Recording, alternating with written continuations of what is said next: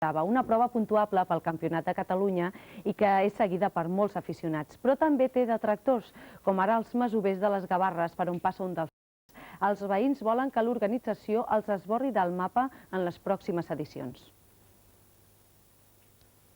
Aquesta carretera és la G664 que va de Cassà de la Selva a la Bisbal d'Empordà per una zona rural i poc poblada. La carretera, que travessa el massís de les Gavarres, un espai natural i protegit, és plena de revolts i ha estat escollida per disputar un tram del Rally Costa Brava.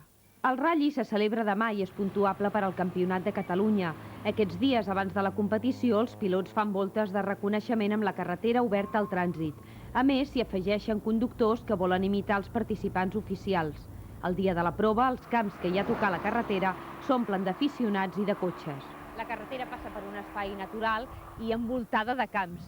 I això vostè el fa patir perquè aquests camps d'ordi, d'userda, són seus i no el deixa dormir pensar que tot això s'omplirà de gent, no? Sí, i m'ho xapen tot, no em respecten res. No sé el que es pot fer per poder reclamar els danys que fan la gent. Com li queden els camps un cop ha passat el Rally? Xapats. Això s'hauria de veure el dilluns o el diumenge, es veurien els resultats. Fins i tot diu vostè que algun any han arribat Dos helicòpters a mig del camp i a parar-se a mig del camp.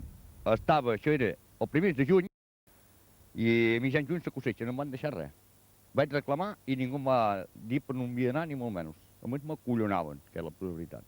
Els veïns d'una trentena de masos dels municipis de Cruïlles, Monells i Sant Sadurní de l'Eure, al Baix Empordà, han lliurat un escrit als ajuntaments i al Departament de Medi Ambient exposant per quins motius suposen el traçat del Rally. Aquest dissabte aquesta carretera estarà tallada de 8 del matí a 2:15, però no són només aquestes les molèsties que penseu que provoca el Rally, no, als veïns?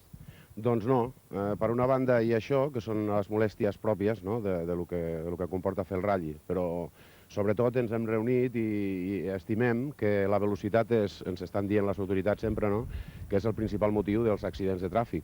I això que fan és una prova de velocitat. O sigui, la velocitat fa que la gent també es comporti d'una determinada manera, sobretot els joves, no?, evidentment. I després, per una altra banda, tenim que ens estan dient els de Medi Natural que això és un espai protegit o a protegir, perquè és un bosc integral molt interessant, i per altra banda donen permís perquè es facin aquest tipus de proves, no?, amb el soroll i la quantitat de gent que ve i tot això. Diuen els veïns que mentre duri la prova ningú no es pot posar malalt ni tenir una urgència, perquè la cursa els impedeix entrar o sortir de casa. En el bloc de